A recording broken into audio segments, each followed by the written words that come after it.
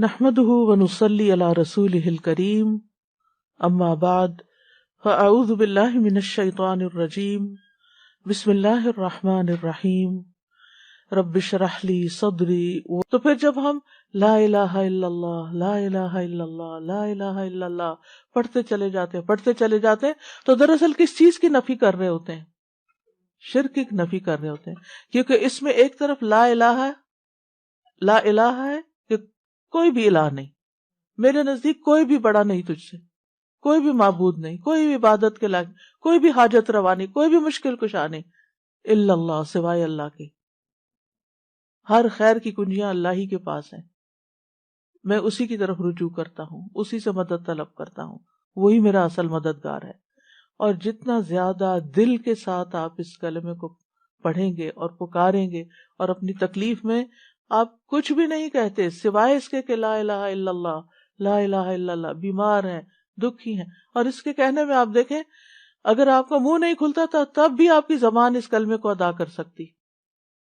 یعنی آپ کو اسے بولنے کے لیے نہ اپنے ہونٹ ہلانے پڑتے نہ اپنے حلق کو تکلیف دینی پڑتی، کچھ بھی نہیں، لا الہ الا اللہ لا الہ الا اللہ. اور آپ دیکھیں اگر آپ پریشان ہو، دکھ میں ہو، کسی غم میں ہو، مسائل میں گھرے ہوئے ہو اور آپ کو کچھ سمجھ نہ آ رہی ہو، بس صرف اتنا پڑھنا شروع کر دیں لا الہ الا اللہ، اور شرک سے بیزاری کا اظہار شروع کر دیں. تو آپ دیکھیں گے کہ جو ہی آپ اپنی توحید کو خالص کریں گے آپ کے مسائل حل ہونا شروع ہو جائیں گے، کیونکہ آپ نے اپنا پورا توکل، اپنا بھروسہ، اپنا اعتماد اللہ پہ ظاہر کر دیا، اپنے سارے معاملات اللہ کے سپرد کر دیے، وہ سیدھا کرنے والا ہے.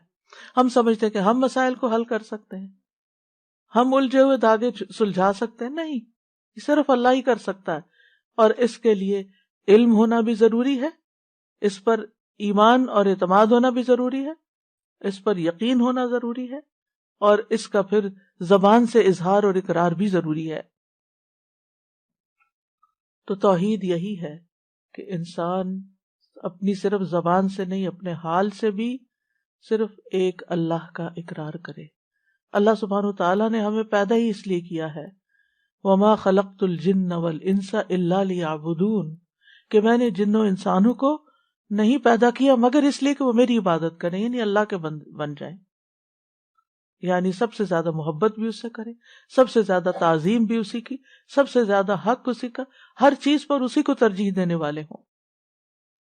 رسول اللہ صلی اللہ علیہ وسلم نے فرمایا ایمان کی 70 یا 60 سے اوپر کچھ شاخیں ہیں جن میں سب سے افضل لا الہ الا اللہ کہنا ہے. اور جب لا الہ الا اللہ انسان کہتا ہے تو ہر چیز کی نفی کر دیتا ہے، چاہے وہ انسان ہو، چاہے وہ جن ہو، چاہے وہ فرشتے ہوں، چاہے وہ حیوانات ہوں، چاہے وہ نباتات ہوں، چاہے وہ پہاڑ اور جمادات ہوں، کوئی بھی، سب کی نفی. ان میں سے کوئی ایک بھی معبود نہیں، کیونکہ جن قوموں نے شرک کیا انہوں نے کبھی انسانوں کو اپنا الہ بنا لیا، جیسے فرعون نے کہا تھا انا ربکم الاعلی، میں تمہارا سب سے بڑا رب ہوں. یہ تکبر کی انتہا ہے. تو لوگوں نے اس کو کیا مانا ہوا تھا کہ کیا تم میرے، وہ کہتا ہے کیا تم میرے علاوہ کسی الہ کو جانتے ہو، میں ہی تمہارا الہ ہوں. تو لوگوں نے بھی اس کو الہ مان لیا. تو بہت سے جن قوموں نے شرک کیا انہوں نے انسانوں کو واقعی اپنا معبود بنا لیا، اور ان کے آگے وہ جھکے بھی. اور بدھا کو کیا سمجھتے ہیں لوگ، عیسیٰ علیہ السلام کو کیا بنا لیا، اللہ کا بیٹا کے علاوہ اور الہ بھی بنا دیا. تو نیک لوگوں کو لوگوں نے اپنا الہ بنا لیا. مسلمانوں کے اندر بھی آپ دیکھیں کہ کسی درجے میں بزرگوں کی، نیک لوگوں کی، تقوی والوں کی ایک خاص ایسی عقیدت ہوتی ہے جو انہیں نعوذ باللہ اللہ کے مقام یا اس کے برابر کر دیتی ہے کہ یہی ہمارے سب کچھ ہے، یہی ہمیں سب کچھ دیں گے، انہی کی وجہ سے ہی سب کچھ ہے. یہی تو شرک ہے. اللہ سبحانہ وتعالیٰ کو کسی کی ضرورت ہے؟ کسی کی بھی ضرورت نہیں ہے. کوئی ساری زندگی بھی سجدے میں پڑا رہے تو اللہ کا حق ادا نہیں کر سکتا، ایک نعمت کا حق ادا نہیں کر سکتا.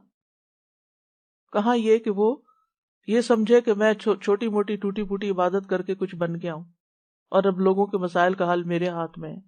کسی کے ہاتھ میں نہیں ہے.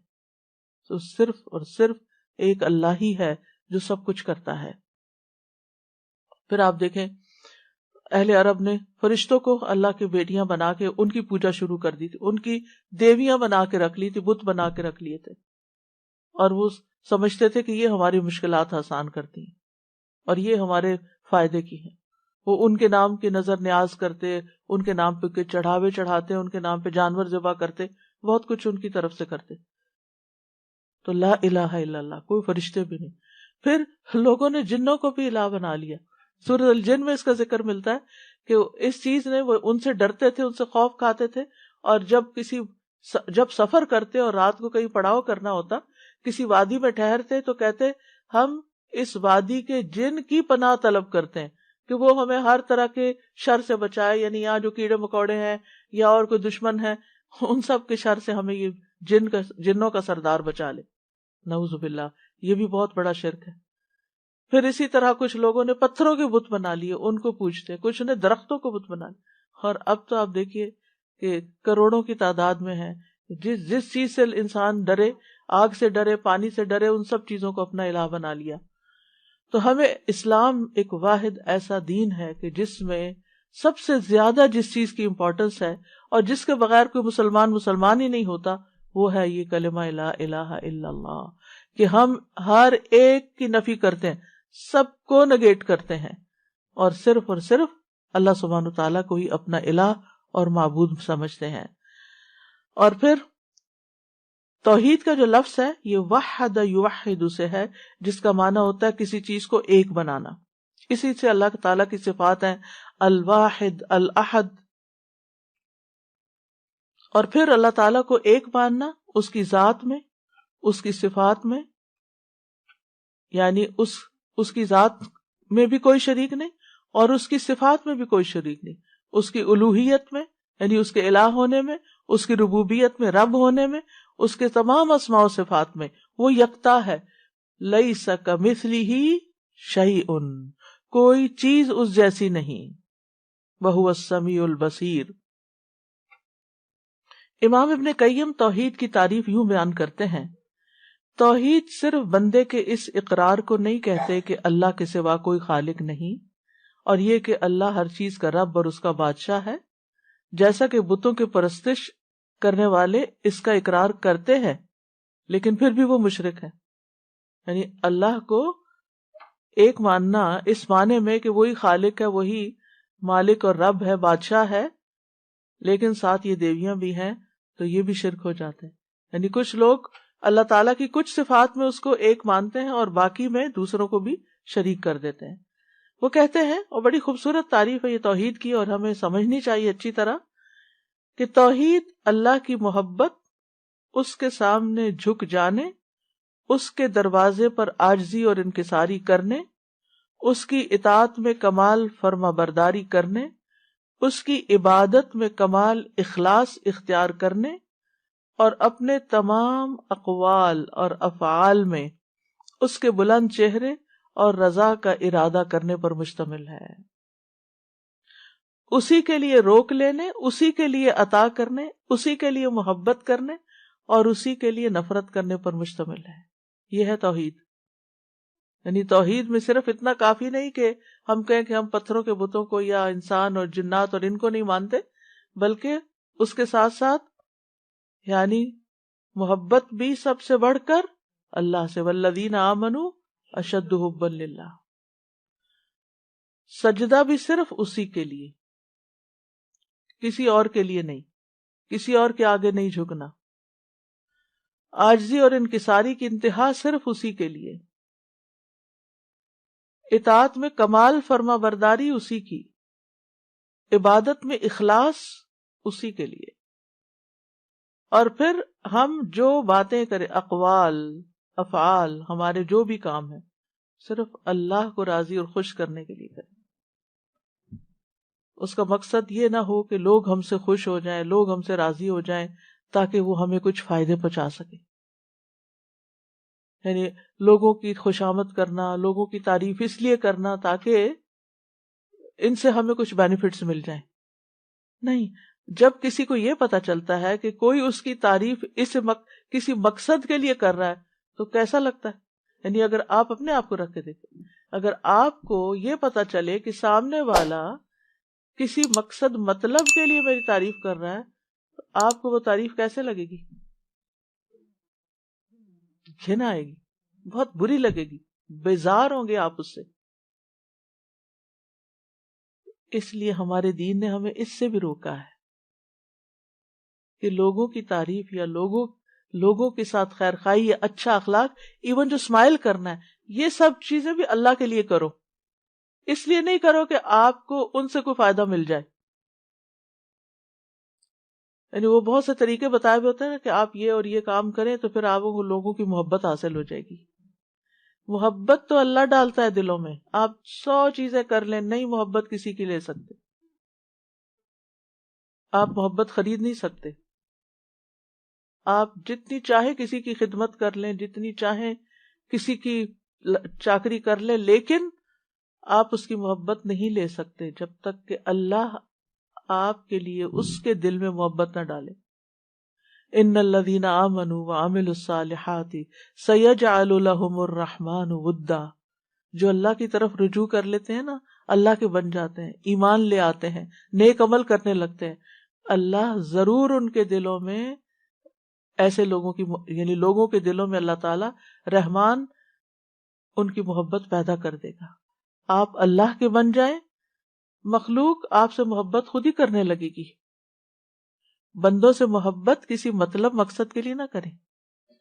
آپ دیکھیں کہ بعض بچے والدین کی کوئی رسپیکٹ نہیں کرتے، لیکن انہیں جب والدین سے کچھ چاہیے ہوتا ہے تو پھر وہ ان کی کچھ تعریف وغیرہ کر دیتے ہیں. مطلبی محبت، خود غرضی کی محبت، دنیاوی فائدے حاصل کرنے کی محبت نہیں. ہمیں اگر کسی سے محبت بھی کرنا ہے تو صرف اللہ کے لیے، اللہ کو راضی کرنے کے لیے، اللہ سے اجر پانے کے لیے، کیونکہ اس کا بھی اجر ہے. جب ہم اچھے اخلاق سے کسی سے پیش آتے ہیں، ہم کسی کی مدد کرتے ہیں، ہم کسی کی خدمت کرتے ہیں، ہم کسی کے کام آتے ہیں، اور اگر ہم اپنے دل میں یہ دہراتے ہیں یہ صرف اللہ کے لیے ہے، اس کا اجر میں اللہ سے چاہتا ہوں، اس کا بدلہ میں اللہ سے چاہتا ہوں، تو آپ دیکھیں گے کہ سامنے والا شکریہ کہے یا نہ کہے، آپ کو دعا دے یا نہ دے، آپ کی تعریف کرے یا نہ کرے، آپ کو بدلہ دے یا نہ دے، نہ آپ کا دل ٹوٹے گا، نہ آپ کا اطمینان اور چین خراب ہوگا، کچھ بھی نہیں ہوگا آپ کو. آپ کتنے مضبوط انسان بن جائیں گے، کیونکہ آپ نے اس کے لیے تو کیا ہی نہیں. آپ نے جس کے لیے کیا اس نے دیکھ لیا، اور اس پر آپ کا پکا یقین ہے کہ اس نے تو بدلہ دینا ہی دینا ہے نا، کیونکہ وہ کسی کا احسان نہیں رکھتا. یعنی ہماری نماز، ان صلاتی و نسکی و محیای و مماتی للہ رب العالمین، پہلی 2 باتیں تو سمجھ آتی ہیں. بھئی نماز اللہ کے لیے بھی، سجدہ اللہ کے لیے کرو، قبلے کی طرف رخ کرو، اللہ کی عبادت، اللہ کا ذکر کرو، قربانی پڑھتے ہوئے کرتے ہوئے بھی اللہ کا نام لو، یہ تو بات سمجھ میں آتی ہے. لیکن محیای و مماتی، میری زندگی اور موت اللہ کے لیے. جی، پیدائش سے لے کر موت تک کے جتنے بھی کام کر رہے ہو نا، وہ بھی اللہ کے لیے، وہ بھی اللہ کو خوش کرنے کے لیے. بندوں کے پیچھے بھاگنا چھوڑ دو، اللہ کو خوش کرو، اللہ کو راضی کرو، یہی توحید ہے. اور جب اللہ کو راضی کرو گے نا، اللہ سبحانہ تعالیٰ دفاع بھی کرے گا تمہارا، تمہاری مدد کرے گا. تو تم سوچ بھی نہیں سکتے کہ کس کس تدبیر سے وہ تمہیں فائدہ پہنچائے گا، کہاں کہاں سے. یعنی بعض اوقات ہم کسی چیز کی ضرورت مند ہوتے ہیں، مثلا کوئی بیماری آ گئی ہے، کوئی مصیبت اور تکلیف آ گئی ہے، ہم اس کے لیے دعائیں کر رہے ہوتے ہیں، پھر ہمیں شفا ہو جاتی ہے. ہم سوچتے ہیں یہ ہم نے دعائیں کی تھی نا، وہ میری دعا قبول ہو گئی. پھر اپنے کو کریڈٹ دے رہے ہوتے ہیں، میری دعا سے فلاں نے دعا کر، آپ کی دعا سے یہ ہوا. یہ کتنا عام جملہ ہے، آپ کی دعا سے یہ فلاں کام ہو گیا. آپ کو کس نے بتایا کہ اس نے واقعی اتنی اچھی دعا کی، اور واقعی دعا کی بھی ہے یا نہیں کی؟ یہ ہم نے ایک تکیہ کلام بنا لیا، آپ کی دعاؤں سے یہ سب کچھ ہو گیا. اگلے کو پتہ بھی نہیں ہوتا کون سی دعائیں. اللہ کی رحمت سے. اور یہ ہو سکتا ہے کہ آپ کی دعا، میری دعا، اس کی دعا، اس کی دعا، اس سے ہی کچھ ہوا ہو، کیونکہ ہمارے پاس کوئی گارنٹی نہیں، ہمارے پاس کوئی یقینی علم نہیں ہے. ہمیں کہاں سے پتا چلا؟ بات یہ ہے کہ آپ دعا کی بات کریں، آپ کو نہیں معلوم، ہو سکتا ہے آپ نے کسی ایسے وقت میں، کسی شدید بھوکے کو کھانا کھلایا ہو اور آپ کھلا کے بھول چکے ہوں اور اللہ نے آپ کی وہ نیکی لکھ لی، اور اس وقت جب آپ شدید تکلیف میں تھے تو اس نیکی کا بدلہ آج آپ کو یوں ملا کہ آپ کی دعا کو آپ صحت مند ہو گئے. اللہ تعالی جس طریقے سے مدد کرتا ہے بندوں کی، وہ آپ اپنی طرف سے خانوں میں مت بانٹے اللہ نے یہ کر دیا، اللہ تعالیٰ یہ کر. اللہ کے بارے میں وہ باتیں کیوں کہتے ہو جن کا تمہیں علم ہی نہیں؟ یعنی یہ شرک سے بھی بڑی برائی ہے. وَأَن تَقُولُوا عَلَى اللَّهِ مَا لَا تَعْلَمُونَ، کہ تم اللہ کے بارے میں وہ باتیں کرو جن کا تمہیں علم ہی نہیں، تم جانتے بھی نہیں، اپنے پاس سے ہی اللہ کے ذمے لگا رہے ہو چیزیں. اللہ تعالیٰ سے حسن ظن رکھنا چاہیے، لیکن ہماری ساری زندگی میں توحید ہونی چاہیے.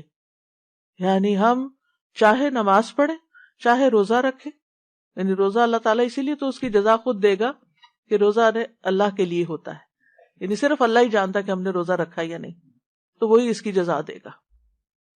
اسی طرح وَأَتِمُّ الْحَجَّ وَالْعُمْرَةَ لِلَّهِ، حج اور عمرہ بھی صرف اللہ کے لیے کرو، اور باقی مَحْیَایا وَمَمَاتِی میں سب کچھ کور ہو جاتا ہے. بندوں کی خدمت، بندوں کے ساتھ حسن سلوک، ان کے برے رویے کے باوجود ان کے ساتھ احسان کا معاملہ کرنا، یہ آپ ایسے تھوڑی کر سکتے ہیں. کتنے ہی لوگ ہیں جو کسی کو معاف نہیں کر سکتے. اللہ اکبر، ایسے سنگ دل ہوتے ہیں. ٹھیک ہے لوگوں کی بڑی بڑی زیادتیاں ہوتی ہیں، لیکن اسوہ حسنہ کیا کہتا ہے؟ نبی صلی اللہ علیہ وسلم کی سنت کیا کہتی ہے؟ اگر وہ لوگوں کو معاف نہ کرتے تو کیا ایسے دین پھیلتا؟ انہوں نے معاف کیا، کس کے لیے؟ اللہ کے. وہ صبر کیا، کس کے لیے؟ وَلِرَبِّكَ فَاصْبِرْ. جب ہم کہتے ہیں نا صبر نہیں ہوتا، نہیں، اگر آپ اللہ کی خاطر کریں گے تو صبر بھی ہو جائے گا، اللہ کی خاطر کریں گے تو شکر بھی ہو جائے گا، اللہ کی خاطر کریں گے ہر بڑے سے بڑا، مشکل سے مشکل کام اللہ کے لیے آپ کر سکتے ہیں، کیونکہ آپ کہتے ہیں میں اللہ کے لیے کر رہا ہوں. ہم بندوں کے سامنے سٹبن ہو جاتے ہیں، ضدی ہو جاتے ہیں، ان کے ساتھ مقابلے پہ اتر آتے ہیں کیونکہ انہوں نے ہمارے ساتھ یہ کیا تو ہم ان کو ایسے مزہ چکھائیں گے، یہ ساری چیزیں. لیکن اللہ سبحانہ وتعالیٰ کے ساتھ ہمارا معاملہ عاجزی اور انکساری کا، کہ اللہ کی خاطر ہم اللہ کی خاطر ٹوٹ سکتے ہیں. ہم اللہ کی خاطر اگر ہماری کوئی عزت نہیں کرتا تو ہم اس کو برداشت کر سکتے ہیں، کیونکہ عزت تو ساری اللہ کے لیے ہے. تو عز من تشاء و تذل من تشاء، تو جسے چاہتا ہے عزت دیتا ہے، تو جسے چاہتا ہے ذلت دیتا ہے. بیدک الخیر انک علی کل شیء قدیر. تو اس لیے چھوٹے سے چھوٹا کام ہو، کسی سے سلام کرنا، ہاتھ ملانا، اسمائل کرنا، گلے لگانا، کسی کی کو مدد کرنا، خدمت کرنا، کسی کے کام آنا، کسی کو کوئی مشورہ دینا، کسی کا غم بانٹ لینا، کسی وحشت زدہ دل کو انس فراہم کرنا، کسی کے سوال کا جواب دے دینا، کسی کو کوئی مشورہ دے کے اس کی مدد کر دینا، کسی کی کو مالی مدد کر دینا، کسی کو کھلا دینا، پلا دینا، کچھ بھی ہو صرف اللہ کے لیے. محیایا و مماتی، شروع سے لے کے آخر صرف اللہ کے لیے. صرف انما نطعمکم لوجہ اللہ لا نرید منکم جزاء ولا شکورا. ہمیں آپ سے بدلہ بھی نہیں چاہیے اس کے عوض، اور شکریہ بھی نہیں چاہیے. بات ہی ختم ہو گئی، کتنے جھنجٹ ختم ہو گئے.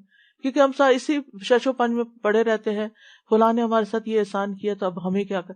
لوگ احسان کو بھی ایک بوجھ لے کے بیٹھ جاتے ہیں، اور زندگی میں لوگوں کو ہی پلیز کرتے کرتے زندگی بیت جاتی ہے.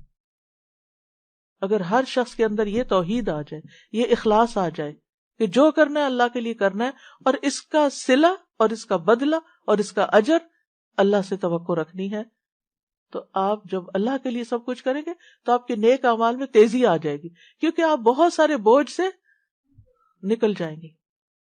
آپ اللہ سبحانہ تعالیٰ کے، اللہ تعالیٰ سے کنیکشن ہو جائے گا. آپ کو پرواہ نہیں رہے گی لوگوں کی کہ لوگ آپ سے خوش ہیں یا ناراض ہیں. آپ نہیں ناراض کریں گے ان کو، لیکن اگر آپ کے احسان کے باوجود وہ ماننے کو ہی نہیں تیار، معاملہ اللہ پہ چھوڑ دینا. اچھا بعض وقت یہ ہوتا ہے ہم سمجھتے ہیں اس کا معاملہ میرے ساتھ ہے، یہ میری وجہ سے ایسے ہو رہا ہے، میری کوئی غلطی ہے تو اس کا موڈ آف ہے، یا یہ میری وجہ سے یہ سب خرابی کر رہا ہے. آپ کو نہیں پتا اللہ نے اس کو کسی اور طرح سزا دی ہوئی ہے کہ وہ اپنے ٹارچر سے نہیں نکل پاتا، کہ کسی کو معاف نہیں کر سکتا، یا کسی کے ساتھ یا نارمل انسان کی طرح زندگی نہیں بسر کر سکتا. وہ پتہ نہیں اپنے کس گناہ میں پکڑا ہوا ہے. اور آپ سارا کچھ اپنے اوپر لیے جا رہے ہیں. آپ کیوں اپنے اوپر لے رہے ہیں سارا بوجھ؟ آپ اللہ کی طرف رجوع کریں، اللہ کی طرف اللہ کی طرف منہ پھیر لیں، اس کی طرف توجہ کر لیں، اور لوگوں کو سمجھانے کے بعد ان کے حال پر چھوڑ دیں.